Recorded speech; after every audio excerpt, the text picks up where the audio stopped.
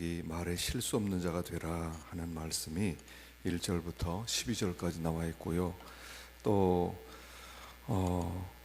그 말 때문에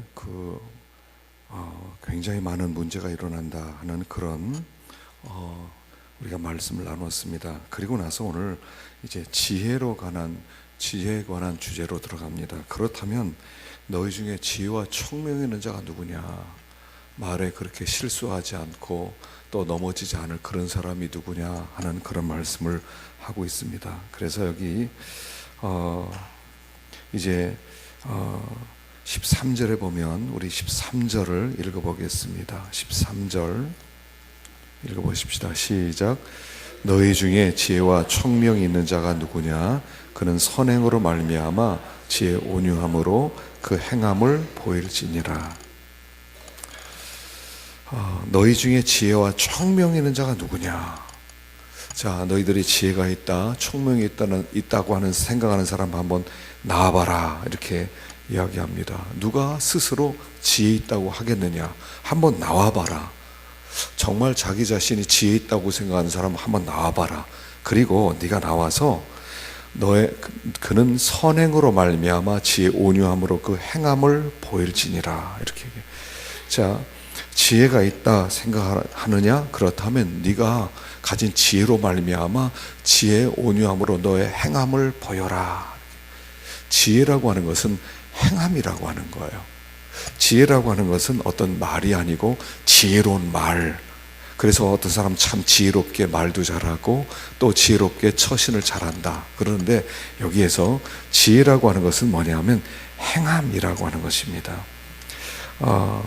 참 지혜라고 하는 것은 여기 지혜 온유함으로 나타나는 행함이라는 것입니다. 여기 지혜의 그 온유함 그랬습니다. 지혜로운 자는 어떤 자세를 가지고 있다는 것입니다. 그 자세는 온유한 자세를 가지고 있는데 그 온유한 자세를 가진 자는 그 지혜로운 행위가 나오게 된다라고 말씀을 합니다. 그래서 여기에 온유한 자세, 지혜라고 하는 것은 온유함이라는 거예요. 온유한 사람이라는 것이죠. 그 온유함에서부터 나오는 모든 행위들이 다 그 지혜로운 행동들이다라고 얘기합니다. 자, 온유라고 하는 것은 뭐냐면 두 가지 의미를 품고 있지요. 되게 온유라고 할 때는 첫째는 겸손함, 겸비함을 이야기합니다. 그래서 온유한 자는 겸손합니다. 겸손하다는 것은 뭐냐면 자기를 드러내지 않는다. 자기를 주장하지 않는다. 자기를 아무것도 아니라고 여긴다. 자기를 부인한다. 이게 겸손이지요. 모세가 겸손한 온유한 사람이었는데 백성들이 그를 이렇게 손가락질하고 비방을 할 때 그는 아무도 대꾸하지 아니하고 그저 하나님 앞에 엎드립니다. 이 겸비한 자세입니다. 그래서 온유라고 하는 것은 첫째는 겸비한 자세. 하나님 앞에 I am nothing, 아무것도 아닙니다. 나는 내놓을 것이 하나도 없습니다 라고 생각하는 것이 바로 온유예요. 자, 또 한 가지는 이거예요. 그 온유라고 하는 것은, 그런데 온유와 겸손의 차이는 여기에 있어요. 온유 겸손하라 그럴 때는 같은 의미 같지만 사실은 온유라고 하는 것이 겸손의 의미를 품고 있습니다. I am nothing, 난 아무것도 아닙니다. 나는 하나님 앞에 내놓을 것이 없는 자입니다. 자기를 부인하는, 모세가 하나님 앞에 엎드리는 자세, 이게 겸손입니다. 그리고 온유의 한 가지 부분이죠. 또 한 가지는 뭐냐면 온유라고 하는 것은 강함의 의미가 있어요. 그가 힘이 없기 때문에 할 수 없이 엎드리는 게 아니라는 겁니다. 그가 가진 것이 없기 때문에 그냥 찍소리도 못하고 가만히 있는 것이 아니라 그는 힘을 가지고 있어요. 힘을 가지고 있지만 하나님 앞에서 자기를 낮추는 것. 그래서 온유와 겸손할 때 온유는 겸손의 의미를 포함하고 있지만 그 속에 하나 더 들어가는 것은 온유는 강하다는 의미가 있어요. 그래서 예수님은 온유한 분이셨습니다. 나는 마음이 온유하고 겸손하니 내 멍에를 메고 내게 배우라 그랬어요. 예수님은 온유하신 분이셨어요. 그 온유가 어떻게 나타나냐면 겟세마네 동산에서 내려오시는데 예수님을 잡으러 사람들이 왔습니다. 그러자 베드로가 칼을 빼가지고 말고의 귀를 베었습니다. 그리고 귀가 뚝 떨어졌습니다. 그랬을 때 예수님께서 베드로를 꾸짖습니다. 칼을 가진 자는 칼로 망할 것이다. 그리고 그 귀를 들어서 말고의 귀에 붙여주십니다. 그리고 잡혀가십니다. 여러분, 이게 안 맞는 행위 아닙니까? 사람의 귀를 붙여줄 수 있는 능력자가 붙잡혀가는 거예요. 이게 온유라는 거예요. 그가 붙잡혀가는 것은 힘이 없어서 붙잡혀가는 것은 아니라는 것입니다. 그분이 말 한마디만 하면 하늘에서 12영도 더 되는 천사들이 내려와서 모든 사람을 다 진멸할 수도 있습니다. 그런데 그렇게 하지 아니하고 붙잡혀 가시고 침뱉음을 당하고 매를 맞으셨다는 거예요. 이게 온유라는 거예요. 그래서 온유는 하나님 앞에 자기를 겸비하게, 나는 아무것도 아닙니다, 그리고 하나님 앞에 자기를 부인하고 하나님께 엎드리는 것이지만, 또 한 가지는 그는 강한 사람이라는 거예요. 그러니까 어떤 그런 얘기가 있죠. 어떤 군대에서 사단장이 교회를 왔습니다. 그리고 이 사람이 무엇을 하냐면, 사단장이 교회에 일찍 와가지고 뒤에서 주보를 나눠주는 거예요. 주보를 나눠주는데 이등병이 오니까 이등병에게 어서 오십시오 하면서 인사를 하면서 주보를 주더라는 거예요. 이게 온유라는 거예요. 힘이 없는 사람은 온유할 수 없다는 것입니다.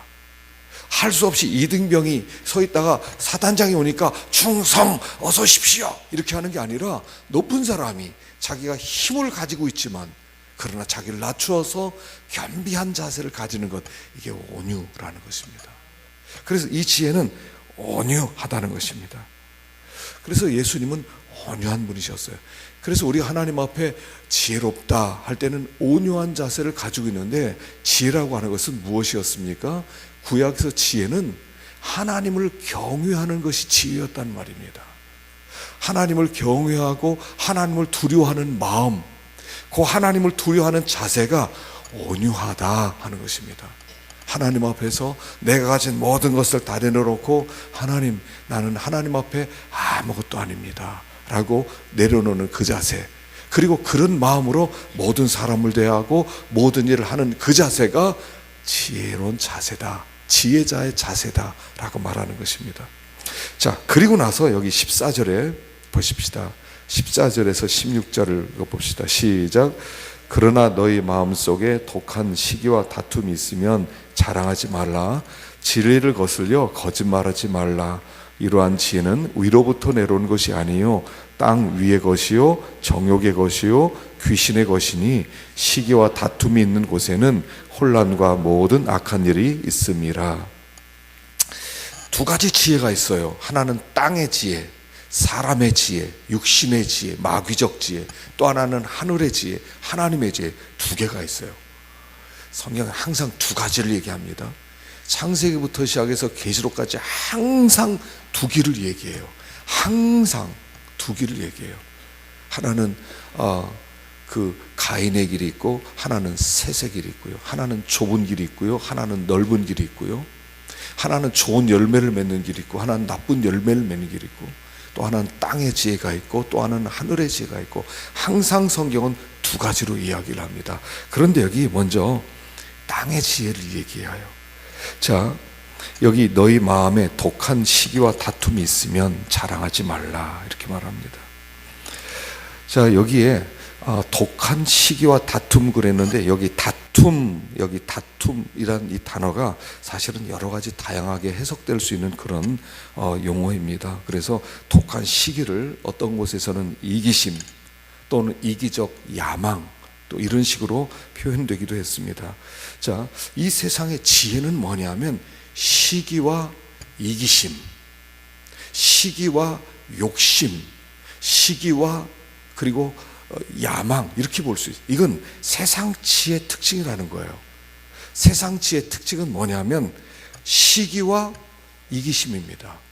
이 세상에서 어떤 사람이 지혜로운 사람이냐면, 시기하는 마음, 그런 열망을 가지고 있고, 다른 사람 잘 될 때 심령 가운데 불을 품어서 저 사람이 저 정도 잘 되면 나는 더 잘 될 수 있다, 그리고 저 사람이 잘 되는 것에 대해서 나는 견딜 수 없다는 그런 시기와 이기적 야망, 어떤 욕심, 이것을 세상에서는 지혜라고 합니다.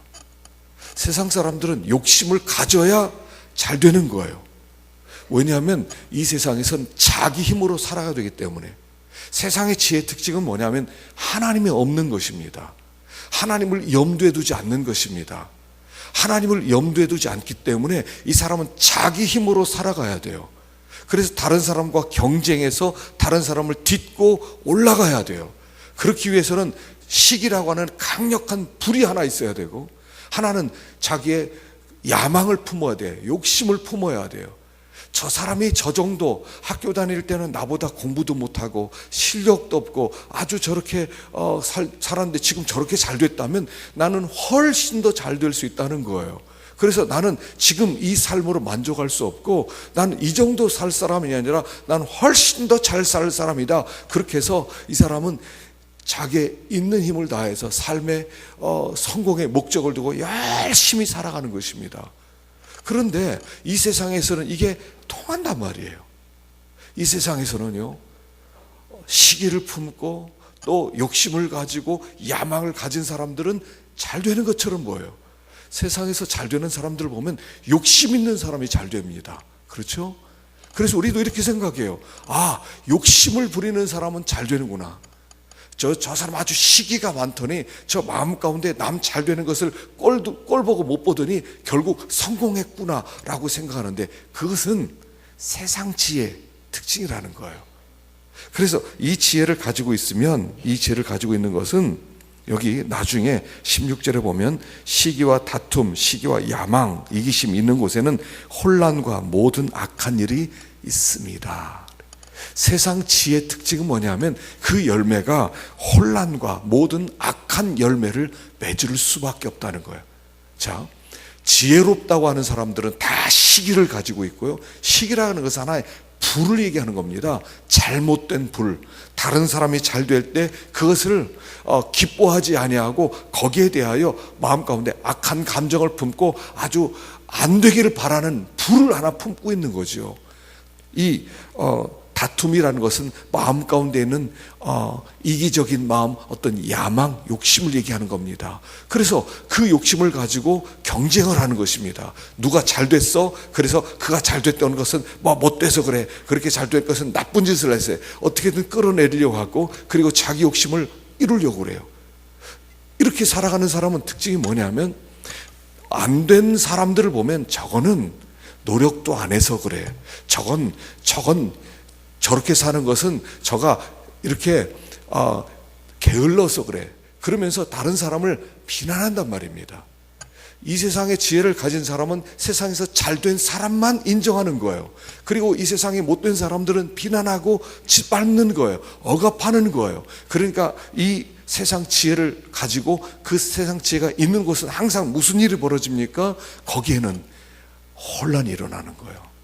거기에는 악한 일들이 벌어지는 거예요. 서로 싸우기 시작하는 거예요. 다투기 시작하는 거예요. 아주 복잡한 거예요. 그래서 세상 지혜를 가지고 있는 이 지혜라고 하는 건 어디에서 온 거냐면 땅 위의 것이고 정욕의 것이고 귀신의 것이고, 이것이 세상적이고 정욕적이고 마귀적이다, 그겁니다. 이 세상에서부터 온 땅에서 통하는 것이고, 이것은 욕심으로부터 오는 것이고, 또 한 가지는 이 지혜는 마귀로부터 나오는 것이다, 그래요. 시기와 욕심, 야망, 이것은 마귀가 주는 지혜라는 거예요. 그걸 가지고 있어야 세상에서 잘 된다고 생각하게 만드는 마귀로부터 오는 지혜라는 거예요. 그런데 이 지혜의 특징은 뭐예요?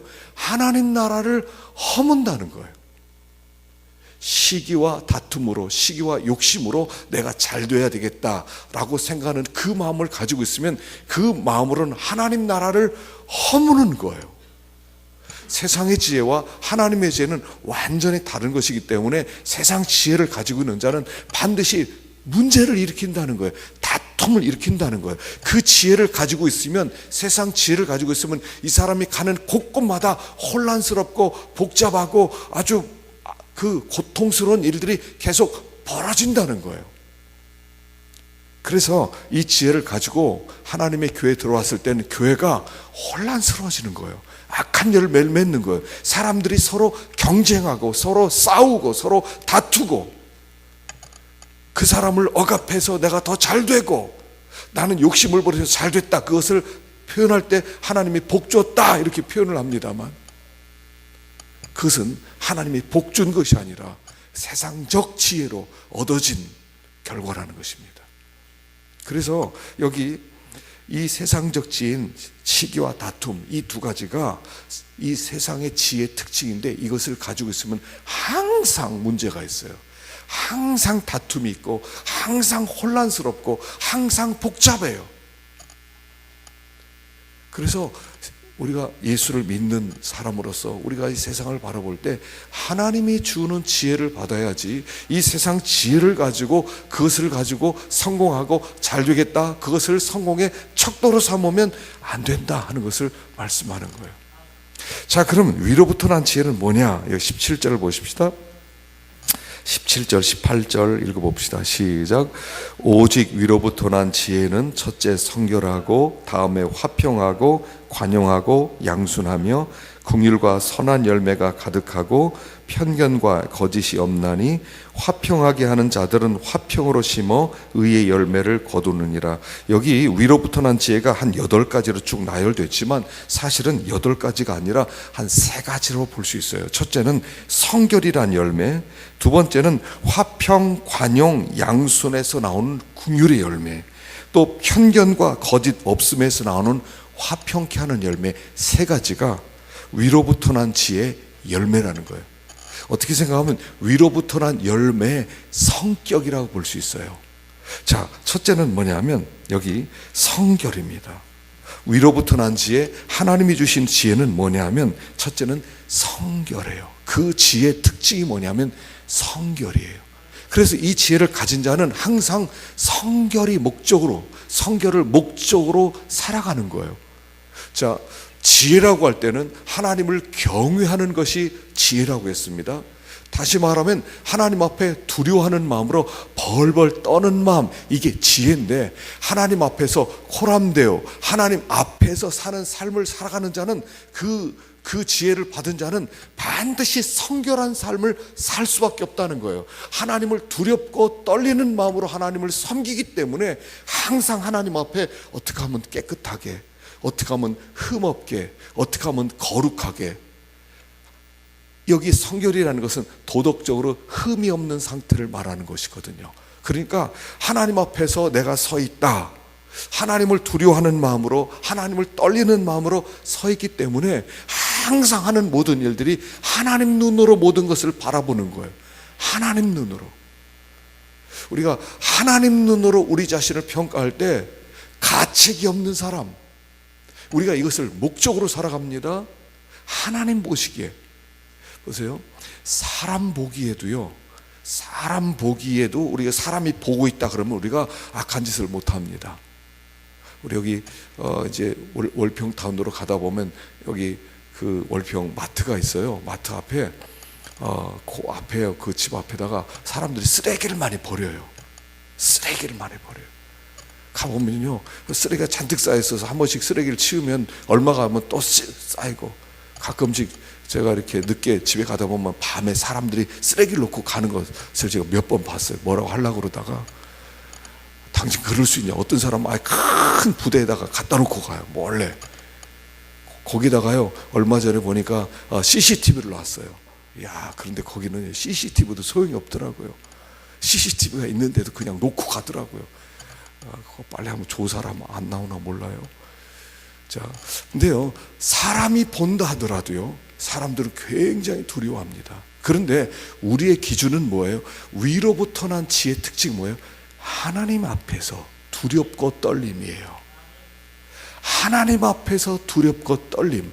그래서 하나님 앞에서 자기를 비춰보기 때문에 그가 가진 지혜의 성격은, 그가 가진 지혜의 열매는 어떤 열매예요? 항상 성결의 열매를 맺는다는 거예요. 성결의 열매. 우리가 지혜롭다고 생각하고 성결의 열매를 맺지 못한다면 그것은 지혜롭지 못한 거예요. 그건 미련한 것이에요. 지혜로운 것은 하나님을 두렵고 떨리는 마음을 품는 것인데, 하나님 앞에 서 있는 사람은 항상 자기를 살피고 또 하나님 앞에 실수하지 않고 흠없는 삶을 살기 위해서 굉장히 조심하는 사람이라는 거예요. 그게 위로부터 난 지혜의 첫 번째 열매, 성결함이에요. 만일 우리가 성결함의 열매를 맺지 못하고 하나님을 염두에 두지 않고, 그럼 신앙은요, 하나님을 염두에 두는 거예요. 하나님을 앞에 모시고 사는 거예요. 하나님이 모든 것을 아신다 하는 거예요. 하나님이 모든 것을 보신다 하는 거예요. 그리고 맺혀지는 열매가 첫째는 성결의 열매라는 거예요. 깨끗함, 도덕적으로 흠이 없음. 우리가 이 지혜가 좀 있어야 됩니다. 하나님이 이 지혜를 우리에게 주셔야 돼요. 하나님 앞에 두렵고 떨리는 지혜. 그것이 지혜의 근본이, 그게 지혜예요. 하나님을 두렵고 떨리는 마음으로 하나님을 경외하는 자세가 지혜예요. 다른 어떤 것도 이 세상에서 약삭 빠르게, 눈치 빠르게 먼저 가서 뭔가 얻어지고 뭔가 욕심을 부려서 뭔가 취하는 것, 높아지는 것, 그걸 지혜라고 하지 아니하고, 하나님을 두렵고 떨리는 마음을 가지고 살아가는 그것을 지혜라고 하는 거예요. 거기서는 반드시 성결의 열매가 맺는다는 것입니다. 그 다음에 두 번째는요, 여기 다음에 화평하고 관용하고 양순하며 궁휼과 선한 열매가 가는. 자, 여기 화평하고, 이제 화평은 마지막의 열매입니다만,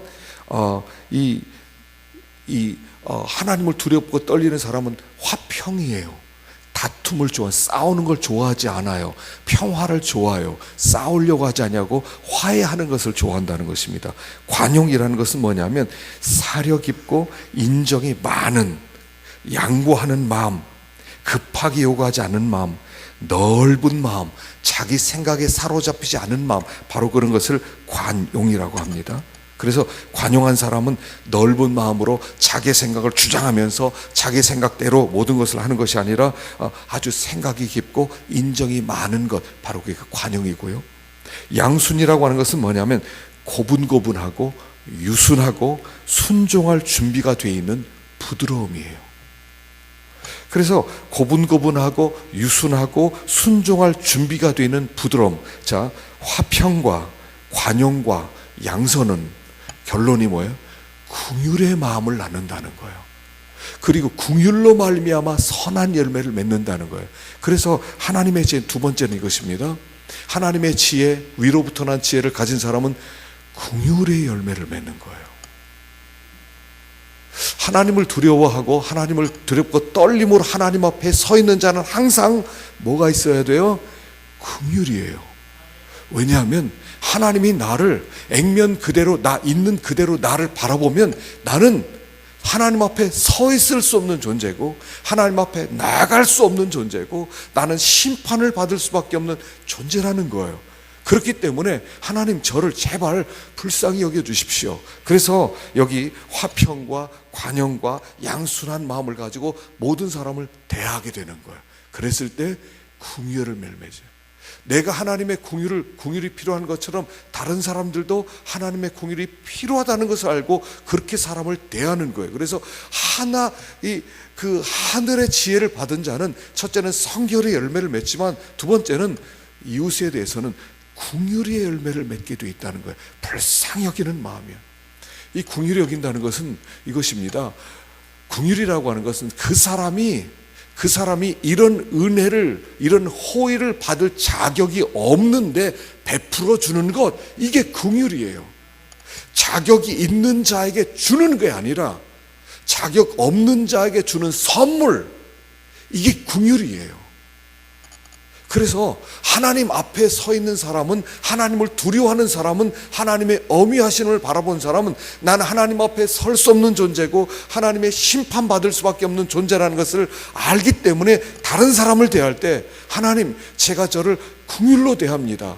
저 사람이 나한테 뭐 잘못했는데 잘못했다고 말하지 않았지만 내가 저를 용서하고 내가 저를 불쌍히 여깁니다. 마치 사마리아 사람이 이 강도 만난 유대인을 찾아가가지고 그에게 은혜를 베푼 것처럼 자격 없는 자에게 은혜를 베풀어주는 열매를 맺게 된다는 거예요. 긍휼히 여기는 것을 보니까 이 사람이 지혜로운 자라는 거예요. 위로부터 내려온 지혜가 있는 자가 확실하다는 거예요. 그래서 두 번째는 긍휼의 열매를 맺어요. 그리고 세 번째는 여기 편견과 거짓이 없다 그랬습니다. 편견이 없다는 것은 일방적으로 판단해서 의심함으로 마음이 흔들리는 것, 바로 이게 편견이죠. 내가 편견이라는 것은 일방적으로 상대방의 사정이나 상대방의 말이나 상대방을 살피지 않고 일방적으로 내가 그를 가진 마음, 바로 그게 편견이고요. 거짓이 없다는 것은 위선이나 두 마음을 품지 않았다는 것이죠. 진실하다는 것이죠. 여기서부터 뭐가요? 화평이라는 거예요. 어떻게 생각하면, 제가 이걸 보면서 18절이 어떻게 생각하면 위로부터 난 지혜의 결론이 아닌가 생각이 들었어요. 물론 세 가지로 전 나눴습니다. 첫째는 성결이란 열매와 긍휼이란 열매와 그 다음에 화평이란 열매인데, 어떻게 생각하면 이 화평하게 하는 자들은 화평으로 심어 의의 열매를 거두니라 해서 이 화평 자체가 하늘의 지혜의 결론이다, 이렇게 볼 수 있어요. 왜냐하면 땅의 지혜의 특징은 무엇입니까? 다툼이에요. 땅의 지혜의 특징은 혼란스러움이에요. 그런데 하늘의 지혜의 특징은 화평이에요. 여기서 화평이라고 하는 것은 단순하게 그냥 뭐 어떤 문제도 없고 편안한 상태라는 게 아니라, 여기서 말하는 화평이란 온전함을 의미하는 거예요. 온전함. 하늘의 지혜, 하나님으로부터 온 지혜를 받은 자는 온전하다는 거예요. 안정적이라는 거예요. 형통이라는 거죠. 풍성이라는 거예요. 그 모든 뜻이 이 화평이란 단어 속에 들어있다는 거예요. 위로부터 온 지혜를 가진 자는, 이 사람은 가는 곳곳마다 평화를 만들어낸다는 거예요. 그 지혜를 가진 사람은 학교를 들어가면 학교가 평화로워지고, 가정을 들어가면 가정이 평화로워지고, 직장을 들어가면 직장이 평화로워지고, 이 사람이 가는 곳곳마다 그 지혜로 그것을 바꿔버리는 사람이라는 것을 얘기하는 거예요. 이게 하늘로부터 내려온 지혜의 특징이라는 거예요. 하늘로부터 내려온 지혜의 특징. 자, 그러면 우리가 하늘로부터 내려온 지혜가 뭐냐는 거예요. 어떻게 받을 수 있냐는 것입니다. 하늘로부터 내려온 지혜, 어떻게 그걸 받을 수 있어요? 자, 보십시다. 성경 하나 찾아보겠습니다. 고린도전서 1장 30절. 고린도전서 1장 30절. 어떻게 생각하면 이것이 결론입니다. 고린도전서 1장 30절 읽어보겠습니다. 시작. 너희는 하나님으로부터 나서 그리스도 예수 안에 있고, 예수는 하나님으로부터 나와서 우리에게 지혜와 의로움과 거룩함과 구원함이 되었으니, 기록된 바 자랑하는 자는 주 안에서 자랑하라 함과 같게 함이라. 자, 예수는 하나님으로부터 나와서 우리에게 지혜와 의로움과 거룩함과 구원함이 되셨다. 예수 그분이 지혜라는 거예요. 예수 그분이 위로부터 내려온 지혜라는 거예요. 그래서 예수 그분이 지혜이기 때문에 그 예수 그리스도를 모시고 그의 통치와 다스림을 받고 사는 것이 바로 지혜라는 거예요. 지혜라고 하는 것은 우리가 이제 이 신약적 지혜, 구약적 지혜에서는 하나님을 두려워하고 떨리고 하나님을 경외하는 마음이라면, 신학적 표현은 이렇게 표현되는 거예요. 예수 그리스도 그분이 지혜이시다는 거예요. 이 땅에 왕으로 오신 예수 그리스도, 앞으로 심판주로 오실 그리스도, 그 그리스도를 마음 중심에 모시고 그의 통치와 다스림을 받고 사는 것, 그가 우리의 삶의 왕좌에서 우리를 나라로 삼으시고 그리고 우리를 다스리는 그 삶이 바로 지혜자의 삶이다 하는 거예요. 예수님은 참 좋으신 분입니다. 예수님 참 아름다운 분이십니다. 그런데 예수님 그분은 어떤 분이십니까? 하나님 보좌 우편에 앉으신 분이고 하늘과 땅의 권세를 가지고 장차 이 땅에 오실 심판주라시는 거예요. 심판주. 뒤로 돌이킬 때 7 금촛대를 보았는데 촛대 사이에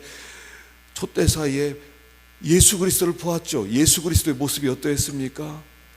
예수 그리스도의 모습이 어떠했죠?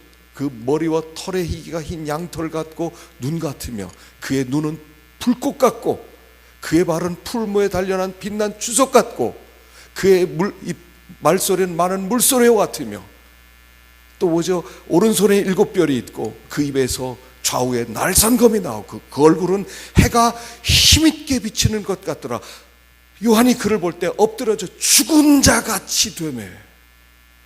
여러분, 우리가 예수님을 생각할 때 예수님 참 좋으신 분이다, 구원의 문을 열어주셨다, 하나님의 사랑의 표현이다, 여기까지만 알지만, 그러나 부활하신 그분, 살아계신 그분은 하늘과 땅의 권세를 가지신 심판주시라는 거예요. 그분이 이 땅에 내려오실 때 이렇게 두려운 모습으로 내려오는데 요한은 그 모습을 볼 때 그냥 죽어버렸다는 거예요. 그 앞에 죽어버렸다는 거예요. 이것이 바로 하나님 앞에 두렵고 떨림이에요. 이게 지혜라는 거예요. 지혜라고 하는 것은 뭐냐면 책을 많이 읽어서 뭔가 지식을 얻는 그런 게 아니라 그 예수 그리스도가 심판주이심을 알고 그분이 하늘과 땅의 권세를 가지신 그런 모든 왕의 왕이요 만군의 주라는 것을 알고 그 앞에 굴복하고 그의 다스림을 받아가는 삶, 바로 그게 지혜라는 거예요. 우리가 예수 그리스도 그분 앞에 엎드려 경배해야 하는 경배, 엎드림, 경배함, 그를 영접함, 그냥 그와 그냥 친구됨, 노는 거 이런 게 아니라 그분은 여전히 전능하신 하나님이시라는 거예요. 그분은 모든 영광과 존귀와 위엄을 받기에 합당하신 분이시라는 거예요. 그분이 우리의 삶의 주인으로, 나를 통치하는 왕으로 그분을 영접하는 것이야말로 지혜라는 거예요. 그분을 모신 자는 지혜로운 자고 그분을 모시지 않은 자는 미련한 자라는 거예요. 어떤 지혜를 가지고 살고 있느냐? 땅의 지혜, 시기와 이기심, 이기적 야망, 욕심, 그거 가지고 살아가느냐? 아니면 하나님을 두려워하는 마음으로 그 앞에 굴복하고 엎드리고 그의 다스림을 받아가느냐? 둘 중에 하나라는 거예요. 우리가 지혜자입니까? 그리고 나서 거기에서부터 모든 행위가 다 나오는 거예요. 거기엔 성결의 열매가 있고 긍휼의 열매가 있고 그리고 화평의 열매가 있다는 것이에요. 어떤 지혜예요? 지금 우리가 살아가는 이 시대는 정말 지혜가 필요해요. 이 세상을 바라보면 이 세상이 너무 혼란스럽고 너무 복잡하고 사람들이 막 눈이 벌게 가지고 얼마나 눈이 벌게 해서 살아갑니까? 얼마나 욕심을 부리며 살아갑니까? 얼마나 부지런하게 살아갑니까? 얼마나 막 그 어렸을 때부터 공부시켜가지고 이 아이들 세상에서 막 성공시키려고 얼마나 애를 씁니까? 진짜 지혜가 뭐냐는 거예요. 진짜 지혜가 뭐예요? 야, 너도 욕심 부려. 너 이렇게 살면 안 돼. 너 성공 못해. 너 어떻게 살 거야? 그게 지혜자입니까? 우리가 우리에게 또는 우리의 자녀들에게 요구하는 지혜가 뭐예요 도대체? 어떤 지혜로 살게 만들려고 하는 거예요? 하늘의 지혜. 하나님, 그러면 두려워하고 벌벌 떨게 만드는 거, 그거 지혜란 말이에요. 벌벌 떨게 만들고 하나님밖에 없다 그러고 문제가 생기면 하나님 앞에 엎드리고 하나님 저 좀 도와주십시오. 여러분, 기도라고 하는 것은 뭐예요? 기도라고 하는 것은요, 하나님 그분이 나의 모든 문제를 쥐고 있는 분입니다. 그걸 인정하는 겸손의 자세예요. 그리고 겸손한 자가 기도하는 거예요. 겸손한 자가. 하나님을 두려워하지 않는 자는 기도 안 할 것입니다. 하나님을 두려워하는 마음으로 엎드리는 거. 예수 그리스도 그분 살아계신 주 찬양하지 않습니까? 살아계신 주. 그분은 우리 안에 오셔서 우리를 통치하고 다스리기를 원하시는 거예요. 두렵고 떨림으로 구원을 이루라. 우리 시대는 두렵고 떨림을 잃었기 때문에 지혜도 잃어버렸어요.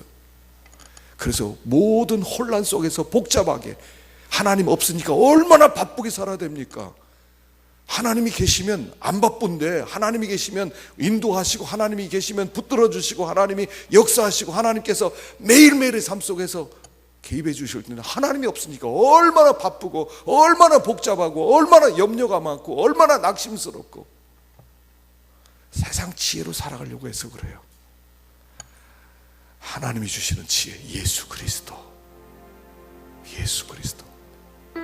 그분 앞에 굴복하십시다. 문제가 있어요? 어려움이 있어요? 그분 앞에 경배하십시다.